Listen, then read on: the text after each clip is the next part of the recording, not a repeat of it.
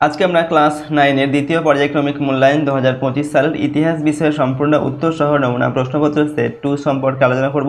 তো চলো এই ভিডিওতে আমরা ক্লাস 9 এর সেকেন্ড ইউনিট টেস্ট 2025 হিস্ট্রি সাবজেক্টের এই কোশ্চেন পেপারের উত্তরগুলো দেখে নিই। সেকেন্ড ইউনিট টেস্টে তোমাদের 40 নম্বরের পরীক্ষা হবে। সময় থাকবে 1 ঘন্টা 30 মিনিট বা 1 ঘন্টা 15 মিনিট সময় কিন্তু দেওয়া থাকতে পারে। তো চলো সরাসরি আমরা প্রশ্ন এবং উত্তরগুলো দেখে নিই। আর এই প্রশ্নদের পিডিএফ ফাইল আমাদের সহজ লেসন অ্যাপের মধ্যে দেওয়া থাকবে। অ্যাপের লিঙ্ক ডেসক্রিপশন বক্সে রয়েছে, সেখান থেকে তোমরা অ্যাপটিকে ডাউনলোড করে নিতে পারো। এবং অ্যাপের মধ্যে কিন্তু পেইড কোর্সের মধ্যে দেওয়া থাকবে এই সমস্ত প্রশ্নদের পিডিএফগুলো নিজেদের ফোনে ডাউনলোড তোমরা করে নিতে পারবে। সেখানে সমস্ত সাবজেক্টের suggestion, question answer, model question paper, syllabus, marks division এইসব কিছুর ভিডিও আর পিডিএফ দেওয়া থাকবে। ঠিক আছে, তো দেখো এই প্রশ্নপত্রের 1 নম্বর দাগে বলা হচ্ছে সঠিক উত্তরটি বেছে নিয়ে লেখো। এখানে প্রথমে 8টি প্রশ্ন দেওয়া আছে। 1 × 8 = 8। কয়ের দাগে ভিয়েনা সম্মেলনে ফ্রান্সের প্রতিনিধিত্ব করেন মেটারনিখ, ক্যাসলারি, এরপর ট্যালিরান্ড না প্রথম আলেকজান্ডার। তো ভিয়েনা সম্মেলনে ফ্রান্সের প্রতিনিধিত্ব করেন ট্যালিরান্ড। ক্ষয়ের দাগে জার্মানিতে ফ্রাঙ্কফুর্ট পার্লামেন্ট গঠিত হয়েছিল 1830 খ্রিস্টাব্দে, 1848 খ্রিস্টাব্দে, 1860 খ্রিস্টাব্দে, 1871 খ্রিস্টাব্দে। এখানে বলা হয়েছে জার্মানিতে ফ্রাঙ্কফুর্ট পার্লামেন্ট গঠিত হয়েছিল, উত্তর লিখবে 1848 খ্রিস্টাব্দে। ইটালির ঐক্য সাধনের সময় পিডমন্টের রাজা ছিলেন মাৎসিনি, গ্যারিবল্ডি, কাপুর্না, ভিক্টর ইমানুয়েল। তো এখানে সঠিক উত্তর হচ্ছে ভিক্টর ইমানুয়েল ইতালির ঐক্য সাধনের সময় পিডমন্টের রাজা ছিলেন। নেক্সট হচ্ছে সমাজতন্ত্রবাদের বাইবেল কোন গ্রন্থকে বলা হয়? দাস ক্যাপিটাল, কমিউনিস্ট ম্যানিফেস্টো, সামাজিক চুক্তি, ইউটোপিয়া। তো সমাজতন্ত্রবাদের বাইবেল কোন গ্রন্থকে বলা হয়? উত্তর হচ্ছে দাস ক্যাপিটালকে বলা হয় সমাজতন্ত্রবাদের বাইবেল। রাশিয়ায় রেল চলাচল শুরু করে 1825 খ্রিস্টাব্দে, 1827 খ্রিস্টাব্দে, 1851 খ্রিস্টাব্দে, 1853 খ্রিস্টাব্দে। তো রাশিয়ায় রেল চলাচল শুরু করে 1851 খ্রিস্টাব্দে। টয়ের দাগে মুক্তদার নীতি ঘোষণা করেন মার্কিন যুক্তরাষ্ট্র, ব্রিটেন, ফ্রান্স না জার্মানি? তো মুক্তদার নীতি ঘোষণা করেন কে? মার্কিন যুক্তরাষ্ট্র। সোভিয়েত পার্লামেন্টের নাম সেনেট, ডুমা, ডায়েট, হোয়াইট হাউস। তো সোভিয়েত পার্লামেন্টের নাম হচ্ছে ডুমা। রুশ ভাষায় নারদ শব্দের অর্থ হচ্ছে রাজাগণ, এরপর হচ্ছে প্রজাগণ, জনগণ, নাগরিকগণ। তো রুশ ভাষায় এই যে নারদ এর অর্থ হচ্ছে কি? জনগণ। নেক্সট হচ্ছে 2 নম্বর দাগে নির্দেশ অনুযায়ী নিচে প্রশ্নগুলির উত্তর দাও। এখানে 2-এর 1-এ এক কথায় উত্তর লিখতে হবে। 1 × 3 = 3। কয়ের দাগে 1848 খ্রিস্টাব্দে বিপ্লবের সময় হাঙ্গেরির আন্দোলনে কে নেতৃত্ব দেন? উত্তর হচ্ছে লুই কসুথ। ঠিক আছে, 1848 খ্রিস্টাব্দে বিপ্লবের সময় হাঙ্গেরির আন্দোলনে নেতৃত্ব দেন লুই কসুথ। ছয়ের দাগে হচ্ছে উষ্ণজল নীতি কোন দেশ গ্রহণ করেছিল? উত্তর হচ্ছে রাশিয়া উষ্ণজল নীতি এটা গ্রহণ করেছিল। ইন্স্যুরেন্স চুক্তি কবে বাতিল হয়? 1890 খ্রিস্টাব্দে ইন্স্যুরেন্স চুক্তি বাতিল হয়। ঠিক বা ভুল লিখতে হবে এখানে। 2-এর 2 নম্বর দাগে 1 × 3 = 3। কয়ের দাগে জোলভের আইন গড়ে উঠেছিল 1830 খ্রিস্টাব্দে, এটা ভুল হবে। এরপর হচ্ছে সমাজতন্ত্রবাদের আদি প্রবক্তা হলেন সিমো, এটা লিখবে ঠিক। পরের প্রশ্ন ইউনিয়ন অফ সাউথ আফ্রিকা গঠন করে ফ্রান্স, এটাও ভুল।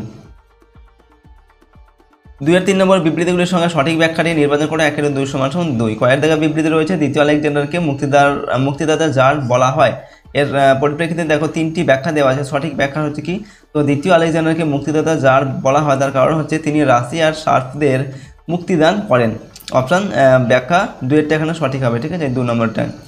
এরপর হচ্ছে বিবৃতি রয়েছে ভারত ছিল ব্রিটিশ সাম্রাজ্যের রত্ন। এখানেও এই পরিপ্রেক্ষিতে 3টি ব্যাখ্যা দেওয়া আছে। সঠিক ব্যাখ্যা হবে বিশ্বের ব্রিটিশ উপনিবেশগুলির মধ্যে ভারত ছিল অধিক লাভবান ক্ষেত্র, তার জন্য কিন্তু ভারতকে ব্রিটিশ সাম্রাজ্যের রত্ন বলা হতো।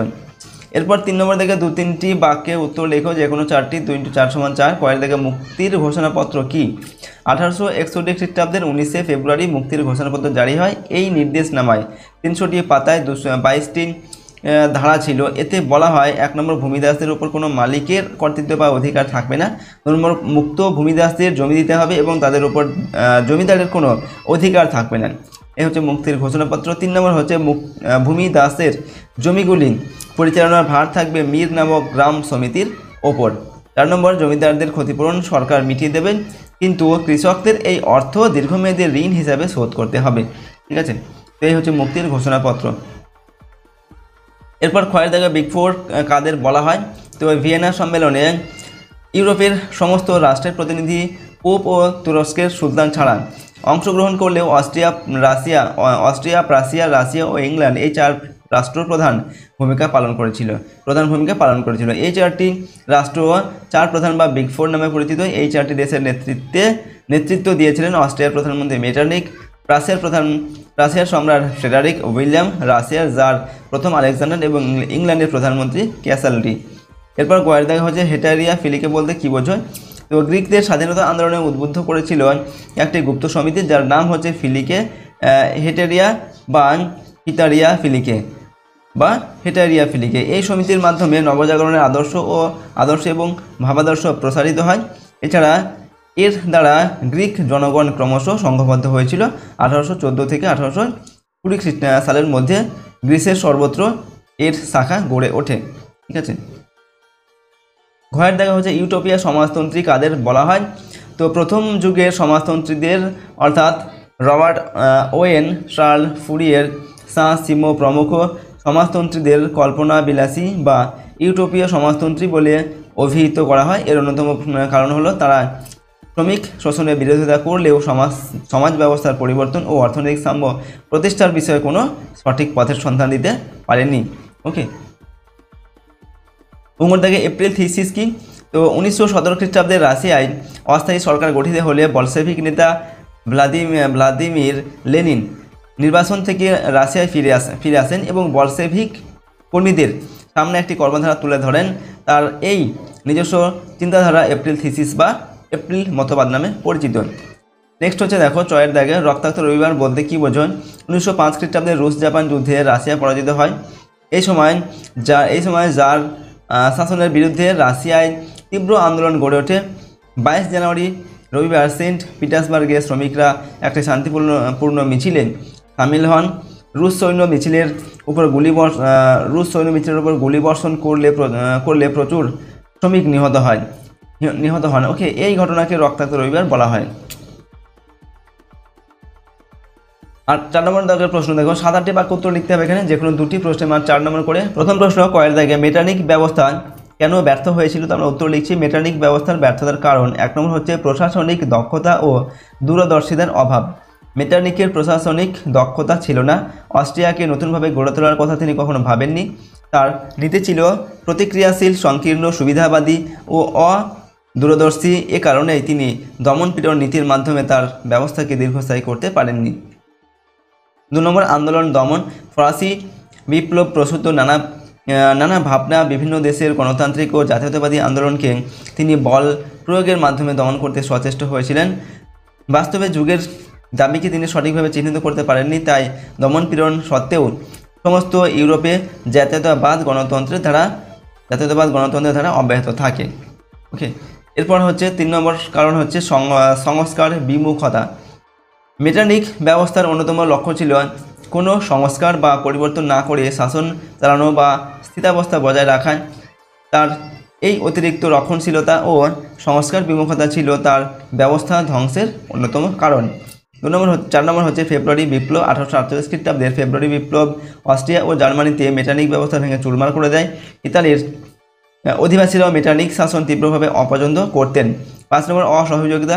মেটানিক ব্যবস্থাকে ইউরোপের সমস্ত দেশ চোখ বন্ধ করে মেনে নেয়নি।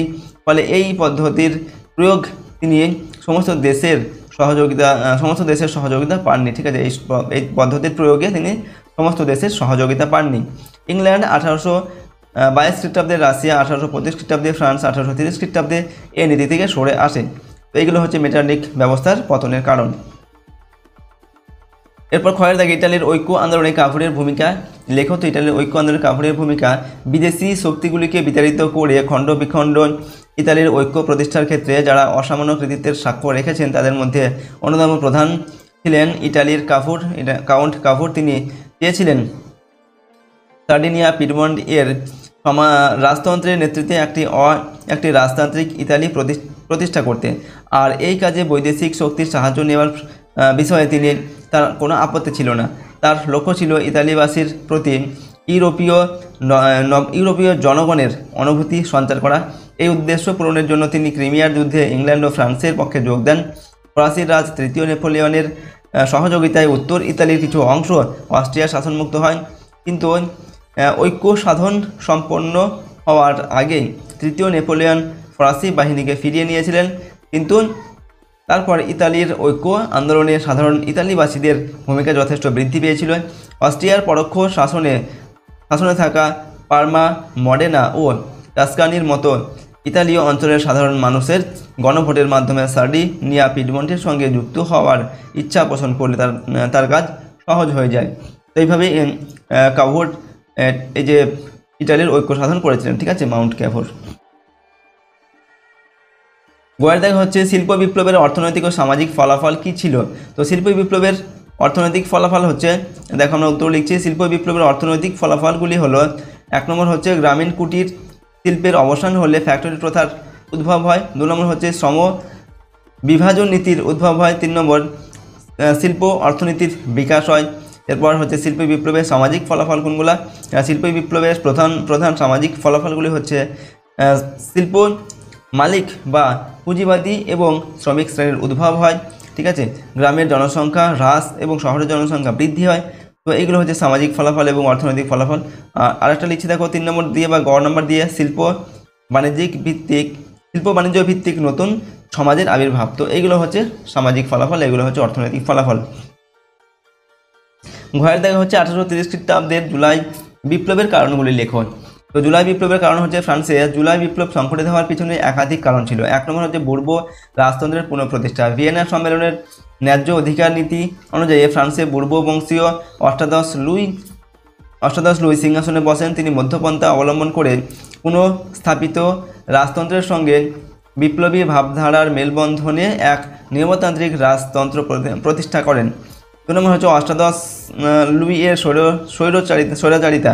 ওকে, অষ্টাদশ লুই প্রথমে উদারনীতির দ্বারা এদেশে নিয়মতান্ত্রিক রাজতন্ত্রের প্রতিষ্ঠা করেন, কিন্তু 1820 খ্রিস্টাব্দের পর থেকে তার স্বৈরাচারী মনোভাব ফরাসি জনগণকে ক্ষুব্ধ করে তোলে। ফ্রান্সের বিভিন্ন রাজনৈতিক দলগুলিও রাজার সনদকে গ্রহণ করতে রাজি ছিলেন না। 3 নম্বর হচ্ছে দশম চার্লসের স্বৈরাচারী মনোবৃত্তি। জুলাই বিপ্লবের কারণ হিসাবে দশম চার্লসের স্বৈরাচারী এবং প্রতিক্রিয়াশীল মনোবৃত্তিকে দায়ী করা হয়। তিনি ক্ষমতায় আসীন হয়ে উগ্র রাজপন্থী নীতি গ্রহণ করেন এবং পাক বিপ্লব যুগের স্বৈরাচারী শাসন ব্যবস্থা পুনঃপ্রবর্তনের চেষ্টা করেন।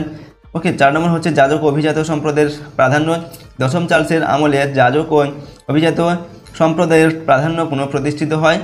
বিপ্লবের সময় যে সকল অভিজাত ব্যক্তি তাদের সম্পত্তি হারিয়েছিলেন তাদেরকে উপযুক্ত ক্ষতিপূরণ দেওয়া হয়। 4 নম্বর হচ্ছে পলিগন্যাককে মন্ত্রী পদে নিয়োগ। জুলাই বিপ্লবের অন্যতম আরেকটি কারণ পলিগন্যাক নামক এক ধুরন্ধর কূটনৈতিককে মন্ত্রী পদে নিয়োগ। পলিগন্যাক ছিলেন অত্যন্ত প্রতিক্রিয়াশীল এবং ফরাসি জাতির মনোভাব সম্পর্কে সম্পূর্ণ অজ্ঞ, ঠিক আছে। এগুলো হচ্ছে আমরা লিখলাম জুলাই বিপ্লবের কারণ। নেক্সট হচ্ছে 5 নম্বর দাগে 15 বা 16টি বাক্যে যে কোনো একটি প্রশ্নের উত্তর দাও। প্রশ্নের মানে 8 নম্বর এখানে দেওয়া আছে। 5-এর 1-এর দাগে জার্মানির ঐক্য আন্দোলনে বিসমার্কের ভূমিকা আলোচনা করো। তো দেখো প্রথমে আমরা লিখছি ভূমিকা। 1862 খ্রিস্টাব্দে অটো ফন বিসমার্ক প্রাশিয়ার প্রধানমন্ত্রী হিসেবে নিযুক্ত হলে জার্মানিকে ঐক্যবদ্ধ করার উদ্দেশ্যে তিনি নিম্নলিখিত নীতি গ্রহণ করেছিলেন। প্রথম হচ্ছে রাজতন্ত্রে বিশ্বাসী বিসমার্ক এর উদ্দেশ্য ছিল প্রাশিয়ার রাজতন্ত্রের অধীনে সমগ্র জার্মানিকে ঐক্যবদ্ধ করা এবং প্রাশিয়ার রাজতান্ত্রিক শাসনের ভাবধারায় জার্মানিকে প্রভাবিত করা, ঠিক আছে। পরের পয়েন্টে দেখো রক্ত ও লৌহ নীতি। বিসমার্ক গণতান্ত্রিক রাজনীতির উপর নয়, রক্ত ও লৌহ নীতির উপর আস্থাশীল ছিলেন। তিনি রাশিয়ার আইন সভায় ঘোষণা করেন যে বিতর্ক বা ভোটের দ্বারা নয়, রক্ত ও লৌহ নীতির মাধ্যমে জার্মানির সমস্যার সমাধান হবে। সামরিক শক্তিতে আস্থা। বিসমার্ক উপলব্ধি করেন যে একমাত্র সামরিক শক্তির জোরেই জার্মানির ঐক্য প্রতিষ্ঠা করা সম্ভব। এজন্য তিনি প্রতিনিধি সভার মত অগ্রাহ্য করে প্রাশিয়ার সামরিক শক্তি বাড়ানোর উদ্যোগ নেন এবং 3টি গুরুত্বপূর্ণ যুদ্ধের মাধ্যমে সমগ্র জার্মানিকে ঐক্যবদ্ধ করেন। এক হচ্ছে ডেনমার্কের সঙ্গে যুদ্ধ, 2 নম্বর অস্ট্রিয়ার সঙ্গে যুদ্ধ, 3 নম্বর হচ্ছে ফ্রান্সের সঙ্গে যুদ্ধ। পরের দেখা হচ্ছে 1917 খ্রিস্টাব্দের রুশ বিপ্লবের কারণগুলি লেখো। তো রুশ বিপ্লবের কারণ হচ্ছে 1 নম্বর হচ্ছে জারের স্বৈরাচার। রাশিয়ার সম্রাটকে জার বলা হতো। জাররা রাশিয়ার স্বৈরাচারী শাসন ব্যবস্থা কায়েম করেছিল, ঠিক আছে। রাশিয়ায় স্বৈরাচারী জার শাসন থেকে মুক্তি পাওয়ার লক্ষ্যে রুশরা এই বিপ্লবে যোগ দেয়। এরপর 2 নম্বর হচ্ছে কৃষকদের অসন্তোষ। রাশিয়ার জার দ্বিতীয় আলেকজান্ডার ভূমিদাস প্রথার উচ্ছেদ প্রাথমিকভাবে ঘটালেও রুশ কৃষকদের অবস্থার সেরকম উন্নতি ঘটেনি। দরিদ্র ও দ্রব্যমূল্য বৃদ্ধির ফলে কৃষকদের অবস্থার অবনতি হয়। কৃষকরা তাদের এই চরম দুরবস্থা থেকে রেহাই পাওয়ার আশায় বিপ্লবের পথ বেছে নেয়। 3 নম্বর হচ্ছে রুশীকরণ নীতি। রাশিয়ায় পোল, ফিন প্রভৃতি বিভিন্ন জাতিগোষ্ঠীর মানুষ বসবাস করত। প্রত্যেক জাতিরই নিজস্ব সাংস্কৃতিক ঐতিহ্য ছিল। 1905 খ্রিস্টাব্দে জার সরকার ওই সমস্ত জাতির উপর জোর করে রুশ ভাষা, সংস্কৃতি ও কৃষ্টি চাপিয়ে দেয়। এর বিরুদ্ধে অরুশ জাতিগোষ্ঠীগুলি সোচ্চার হয় এবং বিপ্লবকে সমর্থন জানায়। 4 নম্বর হচ্ছে শ্রমিকদের অসন্তোষ। রাশিয়ায় শিল্পায়নের ফলে শ্রমিক শ্রেণীর উদ্ভব হয় এবং নতুন নতুন শিল্প কলকারখানা গড়ে ওঠে। রাশিয়ার অভিজাতদের পাশাপাশি বিদেশিরাও এই শিল্প কলকারখানাগুলির মালিক ছিল। অধিক মুনাফা লোভী এরা বিভিন্নভাবে শ্রমিকদের শোষণ করত। কম মজুরিতে দীর্ঘ সময় কাজ, অর্থাভাব, বস্তি জীবনের দুরবস্থা শ্রমিকদের জীবনকে দুর্বিষহ করে তুলেছিল। ফলে রাশিয়ার শ্রমিক শ্রেণীর মধ্যে অসন্তোষ দেখা দেয় এবং তারা বিপ্লবের পথ বেছে নেয়। 5 নম্বর হচ্ছে দার্শনিকদের প্রভাব। রুশ বিপ্লবে দার্শনিকদের প্রভাব ছিল অপরিসীম। টলস্টয়, চেকভ প্রমুখ দার্শনিক ও সাহিত্যিকরা তাদের রচনায় জারতন্ত্রের স্বৈরাচার ও রাশিয়ার অবস্থা তুলে ধরেন। এইসব রচনা দ্বারা রাশিয়ার জনগণ প্রভাবিত হয় এবং বঞ্চনা থেকে মুক্তি পাওয়ার জন্য তারা বিপ্লবের পথ বেছে নেয়। ঠিক আছে, তো এগুলো ছিল রুশ বিপ্লবের কারণ। এরপর গয়ের দাগে রয়েছে প্রথম বিশ্বযুদ্ধের কারণগুলি লেখন। তো প্রথম বিশ্বযুদ্ধের কারণ হচ্ছে, প্রথম বিশ্বযুদ্ধের বিভিন্ন কারণ ছিল, যেমন হচ্ছে 1 নম্বর উগ্র জাতীয়তাবাদ। 20 শতকের শুরুতে ইউরোপের বিভিন্ন দেশে উগ্র ও সংকীর্ণ জাতীয়তাবাদের দ্রুত প্রসার ঘটে। এই সময় ইউরোপের বিভিন্ন উগ্র জাতীয়তাবাদী মতবাদের উন্মেষ ঘটে এবং ইউরোপের প্রতিটি জাতি নিজের জাতির শ্রেষ্ঠ ও অন্যান্য জাতিকে নিকৃষ্ট বলে মনে করতে থাকে। রাশিয়া, ফ্রান্স, জাপান প্রভৃতি দেশও জাতীয়তাবাদের ব্যাপক প্রসার ঘটে এই সমস্ত দেশেও। ঠিক আছে, 2 নম্বর কারণ কি? ফ্রান্সের ক্ষোভ। ফ্রান্স সিডনির যুদ্ধে রাশিয়ার কাছে পরাজিত হলে কয়লা খনি সমৃদ্ধ আহসান ও লোরেইন নামক স্থান দুটিকে জার্মানিকে ছেড়ে দিতে বাধ্য হয়। এই যুদ্ধে পরাজয়ের প্রতিশোধ গ্রহণ ও আলসাস ও লোরেইন পুনরুদ্ধারের উদ্দেশ্যে ফ্রান্স জঙ্গি মনোভাব নিয়ে জার্মান বিরোধী জোট তৈরি করে এবং ইউরোপে যুদ্ধের পরিস্থিতি তৈরি করে। ঠিক আছে, এরপর দেখো 3 নম্বর হচ্ছে মরক্কো সংকট। ফ্রান্স আফ্রিকায় উপনিবেশ স্থাপনের চেষ্টা করলে জার্মান কাইজার 2য় উইলিয়াম ফ্রান্সের বিরুদ্ধে মরক্কো সুলতানের পাশে দাঁড়ান এবং পান্থার নামে একটি যুদ্ধ জাহাজকে মরক্কোর আগাদির বন্দরে ঢুকিয়ে দেন। ফলে ফ্রান্স এবং জার্মানি সম্পর্কে অবনতি ঘটে। 4 নম্বর সেরাজেভো হত্যাকাণ্ড। অস্ট্রিয়ার যুবরাজ ফার্দিনান্দ ও তার স্ত্রী সোফিয়া সার্বিয়া জাতি অধ্যুষিত বসনিয়া শহরে এলে তারা সেরাজেভো শহরে এক বসনীয় ছাত্রের হাতে নিহত হন। অস্ট্রিয়া এই হত্যাকাণ্ডের জন্য প্রতিবেশী রাষ্ট্র সার্বিয়াকে দায়ী করে বিভিন্ন কঠোর শর্তাদির একটি চরমপত্র পাঠায়। দেখো উপসংহারে লিখছি, অস্ট্রিয়া চরমপত্রের কিছু শর্ত মানলেও অবশিষ্ট শর্তগুলি বিষয়ে আলোচনার উদ্দেশ্যে একটি আন্তর্জাতিক বৈঠক ডাকার প্রস্তাব দেয়, কিন্তু অস্ট্রিয়া এই প্রস্তাব অগ্রাহ্য করে সার্বিয়ার রাজধানী বেলগ্রেড আক্রমণ করে। কিছুদিনের মধ্যে ইউরোপের বাইরের বিভিন্ন রাষ্ট্র ভিন্ন ভিন্ন বিবদমান পক্ষে যোগ দিলে তা বিশ্বযুদ্ধে পরিণত হয়। তো দেখো আজকের এই ভিডিওতে আমরা তোমাদের ক্লাস 9-এর আমরা ইতিহাস বিষয়ের কিন্তু একটি কোশ্চেন পেপার বা মডেল কোশ্চেন পেপারের সম্পূর্ণ উত্তর আলোচনা করলাম। প্রতিটি প্রশ্ন উত্তর অবশ্যই তোমরা ভালোভাবে কিন্তু মুখস্থ করে নিয়ে কিন্তু প্র্যাকটিস করবে। ওকে, এবং তোমাদের সিলেবাসের মধ্যে যে অধ্যায়গুলো রয়েছে সেই অধ্যায়গুলো কিন্তু ভালোভাবে করবে। প্রতিটা অধ্যায়ের কিন্তু প্রশ্ন উত্তরের ভিডিও আমাদের চ্যানেলে রয়েছে, ভিডিওগুলো তোমরা চাইলে দেখে নিতে পারো। ঠিক আছে, আর এই প্রশ্ন উত্তরের পিডিএফগুলো পেতে চাইলে সহজ লেসন অ্যাপটিকে ইনস্টল করবে। অ্যাপের লিঙ্ক ডেসক্রিপশন বক্সে রয়েছে, সেখান থেকে অ্যাপটিকে তোমরা ডাউনলোড করতে পারো এবং অ্যাপের মধ্যে কিন্তু পেইড কোর্সের মধ্যে এই সমস্ত প্রশ্নের পিডিএফগুলো দেওয়া থাকবে। সেখানে তোমরা ভিডিওগুলো পাবে, পিডিএফগুলো নিজেদের ফোনে কিন্তু ডাউনলোড করে নিতে পারবে। সমস্ত সাবজেক্টের question answer, suggestion, model question paper, syllabus, marks revision এইসব কিছুর ভিডিও আর পিডিএফ দেওয়া থাকবে পেইড কোর্সের মধ্যে। ঠিক আছে, আর যদি তোমরা আমাদের চ্যানেল নতুন হয়ে থাকো চ্যানেলটিকে প্লিজ সাবস্ক্রাইব করে রাখবে পরবর্তী ভিডিওগুলি পাওয়ার জন্য। ভিডিওটিতে লাইক করবে, ভিডিওটিকে বন্ধু বান্ধবের সঙ্গে অবশ্যই শেয়ার করবে। ঠিক আছে, আর কমেন্ট বক্সে অবশ্যই তোমাদের মতামত কিন্তু লিখে জানাবে। তো আজকে আমরা চলো ভিডিওটিকে এখানেই শেষ করি। সম্পূর্ণ ভিডিওটি দেখার জন্য অসংখ্য ধন্যবাদ।